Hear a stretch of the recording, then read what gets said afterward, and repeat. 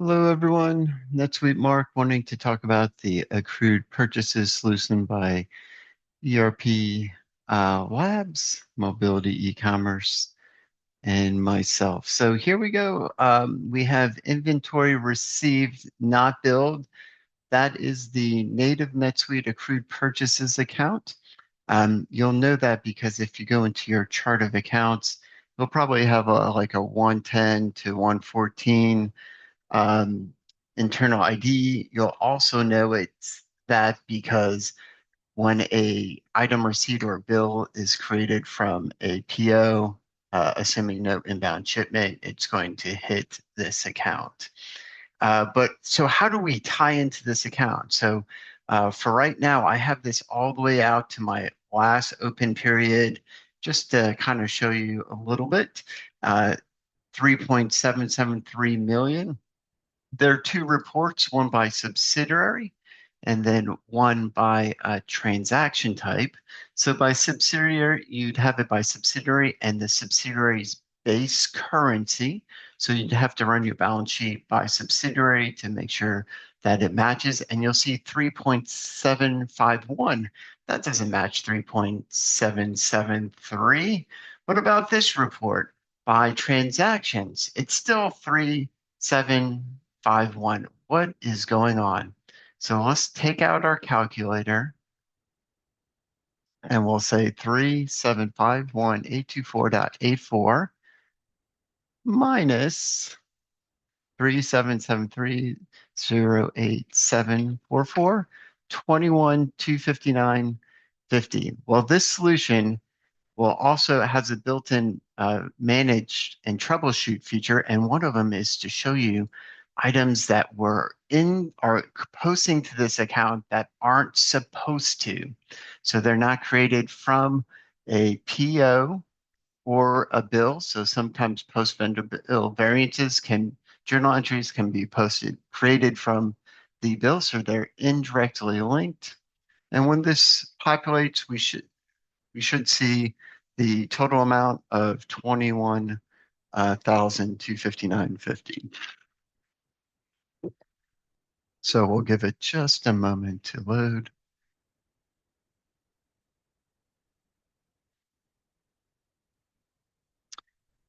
All right, it loaded and here we go. We have two item receipts, and believe it or not, these item receipts aren't linked to anything.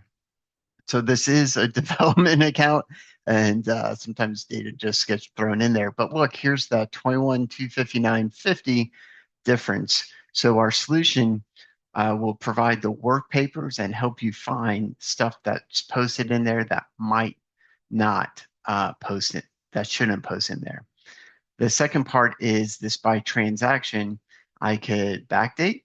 So let's go back to maybe the end of 2024, 3341, and we'll change our balance sheet.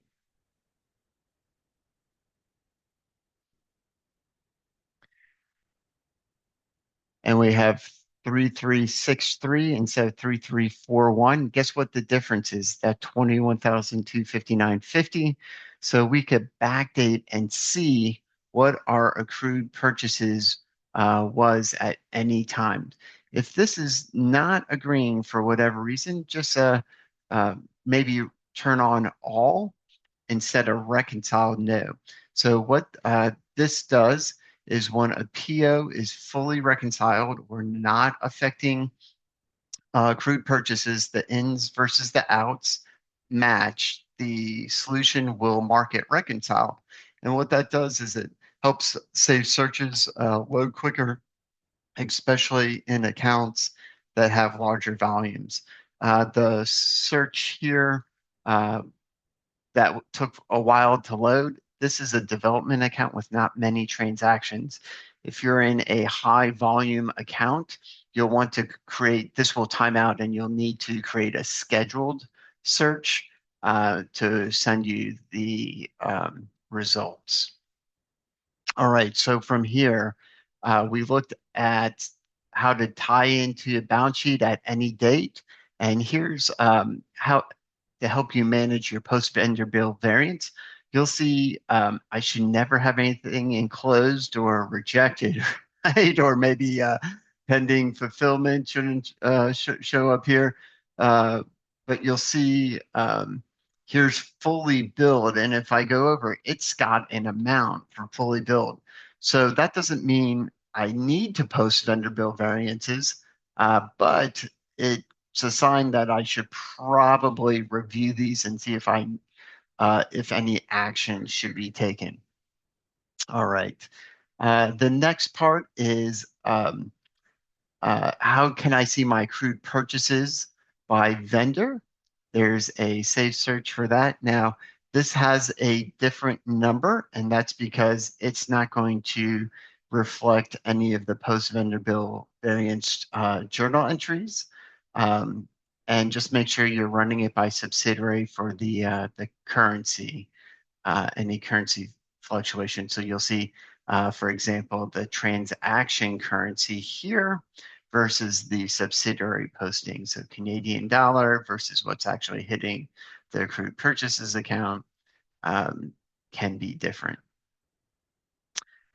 Okay, what happens if I want to see that in an aging report? So what are my accrued purchases aging? And you'll see you could run that in 30-day buckets. This could be uh, obviously revised or customized to meet any requirements.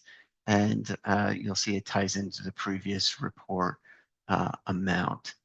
The final one on the general one is, well, what if I want to see it by item? And you could quickly see your accrued purchases by item as well.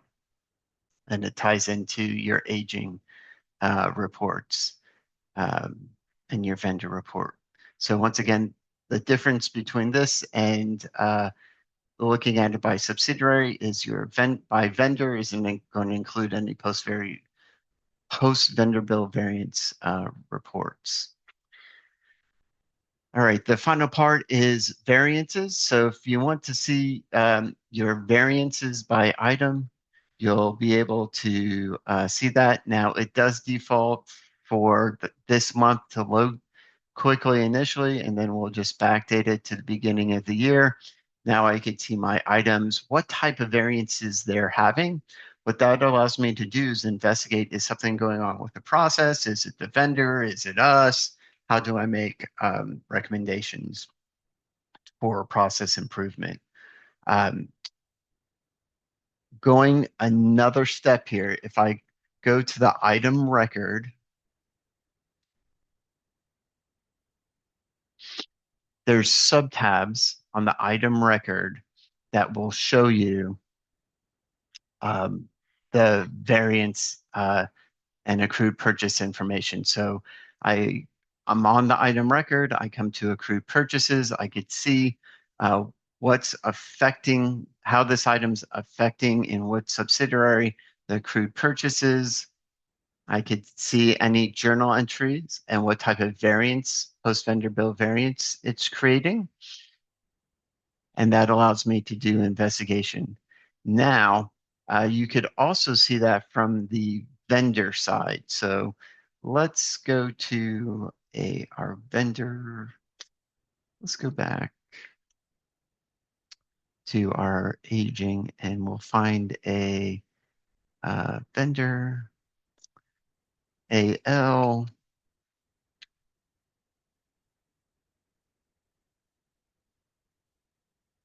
And we'll look at that. The sublist, similar sublist, it's just looking at it from the vendor side instead of the item side. So here's my accrued purchase balance for this vendor. Here's my aging. Here's my by item for this vendor. So you could, and here's my variance. So I could see if this vendor has a significant variance that I know I need to go speak with them. So I could turn this back to the beginning of the year. These, a lot of these will load for this month or last month. That's just so the search loads quickly, and then they should have date filters, or you could add the date filters. All right, so you can see this vendor has a lot of price variances. And so we have an issue where we're ordering it for one price and getting billed for something else. And so that's affecting our inventory balance too. So we may want this 82,000 right reflected in our inventory until we sell it versus a variance. Um, One last part of it is we could track all of this on our uh, purchase order. So if we come to our purchase order, there's an accrued purchases tab, and we'll come to it and we'll see how this um, PO is affecting our accrued purchases account. So the main one here is this first tab, accrued purchases, and then our line summary. So if we want to see it by item on this PO, we could see the amount. All right, so with that, I hope you're as excited as I am. I wish I had something like this when I was on the client side. Um, if you think this is a good fit for you and your business, please feel free to reach out. If you're wanting a solution to be crafted for you, definitely reach out. I love and get excited about this. I guess I get geek out about it, and I'd love to bring this energy to your enterprise. So, with that, have a magnificent day, and I hope you appreciate NetSuite and accrued purchases as much as I do.